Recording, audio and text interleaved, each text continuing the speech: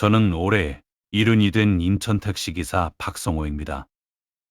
사람들은 나이를 들면 쉬라고 하지만 저는 아직 운전대를 놓지 못했습니다. 저는 아직 운전대를 놓지 못했습니다. 30년을 기계 공장에서 일하다가 구조조정으로 밀려난 뒤 이 택시가 제 마지막 일터가 되었기 때문입니다. 새벽 4시 반이면 어김없이 집을 나섭니다. 인천 연안부두 쪽은 그 시간에 물 한 개가 짙게 깔립니다. 바닷바람이 차지만 그 적막한 공기가 저는 좋습니다. 손님이 없어도 상관없습니다. 그 시간만큼은 세상이 조용해서 마음이 덜 시끄럽거든요. 아내는 3년 전 먼저 세상을 떠났고 아들은 서울에서 살지만 연락은 뜸합니다. 그래도 괜찮다고 스스로를 다독이며 하루하루 운전대를 잡습니다. 그 여자를 처음 태운 건 지난 겨울이었습니다. 새벽 5시쯤 인천 차이나타운 근처 골목에서 손을 들고 있었습니다. 검은 코트에 목도리를 단정히 두른 여자였는데 나이는 40 초반쯤 되어 보였습니다. 인천항 국제 여객 터미널로 가달라고 했습니다. 말수가 적었고 휴대전화로 누군가와 낮게 통화하며 계속 시간 맞춰주세요라는 말을 반복했습니다. 그게 시작이었습니다. 이상하게도 그 여자는 그 뒤로 매주 화요일과 금요일 같은 시간, 같은 자리에서 저를 기다리고 있었습니다. 우연이라고 하기엔 너무 정확했습니다. 처음엔 그냥 단골 손님이겠거니 했습니다. 하지만 몇 번 태우다 보니 이상한 점이 눈에 들어오기 시작했습니다. 항상 현금으로 계산했고 내릴 때마다 주변을 한 번씩 살폈습니다. 그리고 어느 날 제 택시 뒷좌석에 작은 검은 가방을 두고 내렸습니다. 저는 백미러로 그 여자의 뒷모습을 한참 바라보다가 가방을 열어볼까 말까 망설였습니다. 그때 제 심장이 괜히 빠르게 뛰기 시작했습니다. 그냥 두고 가기엔 너무 무거워 보였고 단순한 분실물 같지는 않았습니다. 저는 결국 가방을 열었습니다. 그리고 그 안을 본 순간 손이 떨리기 시작했습니다. 저는 가방 지퍼를 끝까지 열지 못했습니다. 손끝이 먼저 알았기 때문입니다. 종이 냄새였습니다. 새 지폐에서 나는 약간 비린 듯한 잉크 냄새. 안에는 현금이 빽빽하게 묶여 있었습니다. 수천만 원은 되어 보였습니다. 순간 머릿속이 하얘졌습니다. 택시기사로 1-0년을 일해도 쉽게 만질 수 없는 돈이 제 뒷좌석에 놓여 있었던 겁니다. 그때 제일 먼저 든 생각은 욕심이 아니었습니다. 이 여자는 도대체 뭐 하는 사람이지 하는 의문이었습니다. 매번 국제여객터미널 같은 시간, 같은 요일, 현금 결제, 그리고 주변을 살피는 눈빛. 저는 지퍼를 다시 닫고 한참을 핸들 위에 손을 올린 채 앉아 있었습니다. 경찰에 신고해야 하나, 아니면 연락처라도 알아내 돌려줘야 하나. 하지만 그 여자는 단 한 번도 제게 번호를 남긴 적이 없었습니다. 결국 저는 택시 조합 분실물 절차대로 처리하려고 마음먹고 차를 돌렸습니다. 그런데 바로 그 순간 제 룸미러에 검은 승용차 한 대가 비쳤습니다. 아까 그 여자가 서 있던 골목 쪽에서 따라오는 차였습니다. 두 정거장, 세 정거장 계속 붙어 있었습니다. 괜히 등골이 서늘해졌습니다. 그날 밤 집에 돌아와도 잠이 오지 않았습니다. 괜히 잘못 엮인 건 아닐까. 저는 나이만 먹었지 겁이 없는 사람은 아닙니다. 아내도 없고 자식도 멀리 있는 처지에 괴란 일에 휘말리고 싶지 않았습니다. 다음 날 아침 결국 저는 인천 중부경찰서로 향했습니다. 그런데 제 얘기를 듣던 형사의 표정이 묘하게 굳었습니다.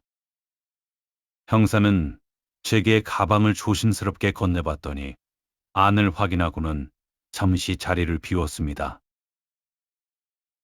그리고 10분쯤 지나서 돌아와 제 앞에 앉더니 낮은 목소리로 말했습니다. 박 기사님, 이 여자 저희가 몇 달째 쫓고 있는 사람입니다. 순간 심장이 철렁 내려앉았습니다. 형사는 사진 한 장을 제 앞으로 밀었습니다. 분명히 그 여자였습니다.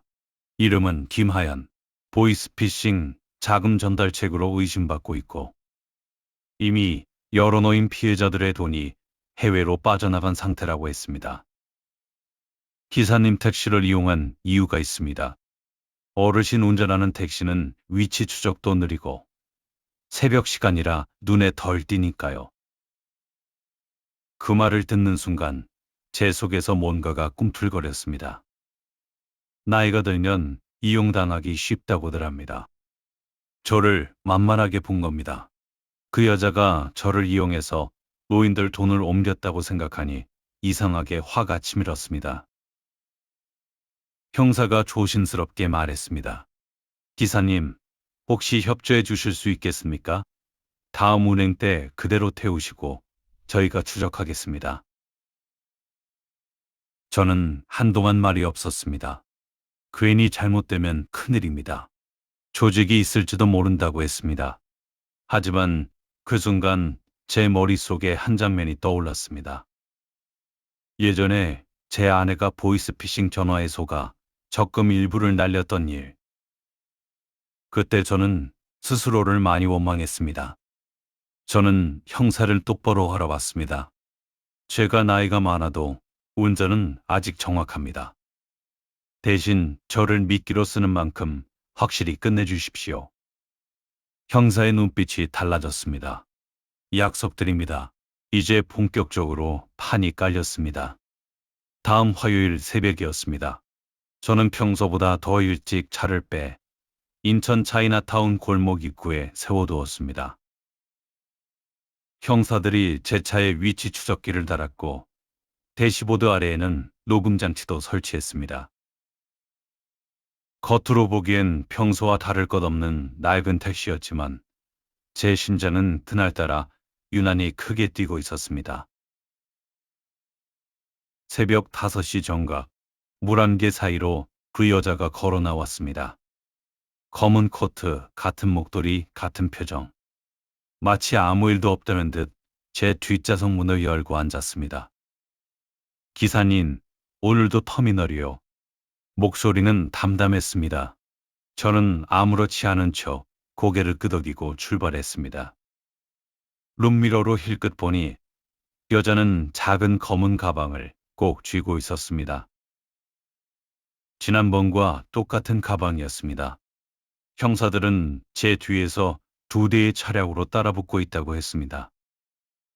하지만 제 눈에는 보이지 않았습니다. 그게 더 긴장됐습니다. 혹시 조직이 눈치채면 어쩌나, 혹시 제 차 안에서 무슨 짓을 하면 어쩌나, 별별 생각이 다 들었습니다. 항구 쪽으로 들어서는 순간 여자의 휴대전화가 울렸습니다. 네, 지금 이동 중입니다. 네, 오늘은 금액이 좀 큽니다. 그 말에 제 손이 핸들 위에서 굳었습니다. 금액이 크다. 오늘은 더 큰 돈이 움직인다는 뜻이었습니다. 그런데 그때 제 룸미러에 낯익은 검은 승용차가 또 보였습니다. 지난번 그 차였습니다. 이번에는 더 가까이 붙어 있었습니다. 순간 여자가 고개를 들어 룸미러를 바라봤습니다. 제 시선과 정확히 마주쳤습니다.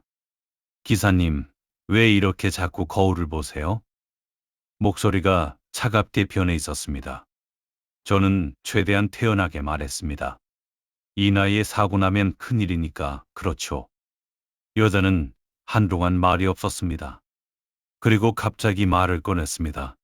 기사님, 혹시 지난번에 제가 가방 하나 두고 내린 거 기억하세요?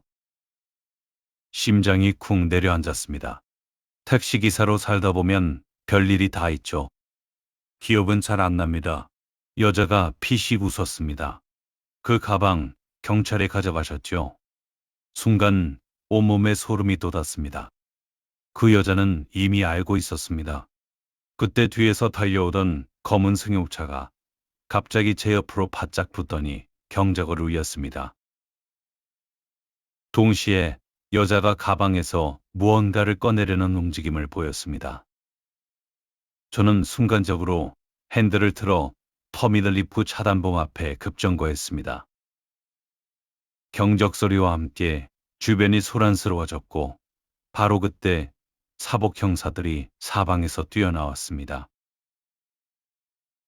움직이지 마.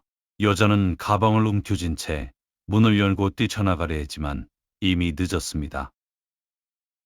검은 승용차에 타고 있던 남성 둘도 동시에 제압됐습니다. 그 와중에 저는 운전석에 그대로 앉아 있었습니다. 다리가 후들거려서 내릴 수가 없었습니다.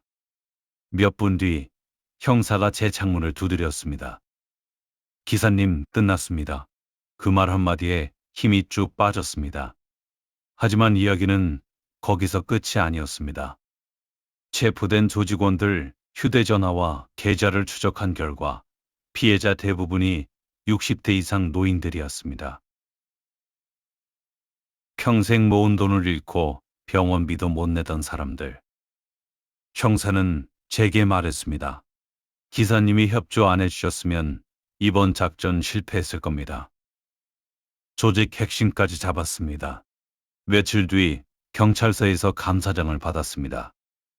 저는 그저 택시 기사일 뿐인데 기자들 앞에 서게 될 줄은 몰랐습니다. 한 기자가 물었습니다. 무섭지 않으셨습니까? 저는 잠시 생각하다가 말했습니다. 나이가 들면 다들 겁이 많아질 거라고 생각하더군요. 하지만 잃을 게 별로 없으면 오히려 겁낼 것도 별로 없습니다. 그 여자는 저를 만만하게 봤습니다. 늙은 택시기사라서 추적도 못하고 눈치도 없을 거라 생각했겠죠. 하지만 저는 30년 공장에서 일하며 기계 소리만 듣고도 이상을 잡아내던 사람입니다. 사람 목소리 떨림쯤은 금방 느낍니다. 지금도 저는 새벽이면 인천 항구 쪽을 돕니다. 물안개가 피어오르면 그날이 떠오릅니다. 누군가는 저를 평범한 노인이라고 부르겠지만 저는 알고 있습니다. 아직 제 운전대는 흔들리지 않는다는 것을요.